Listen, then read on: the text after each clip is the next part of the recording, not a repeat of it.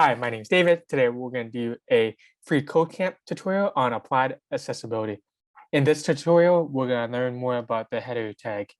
So this header tag, it's used for introductory information or navigation links for its parents tag and works well around contents that's repeated at the top on multiple pages. So if we're going to use this header tag in multiple web pages, is a good way to organize your HTML. And usually you can have it inside the body tag. And then it's different from the main. You want to have it before the main tag.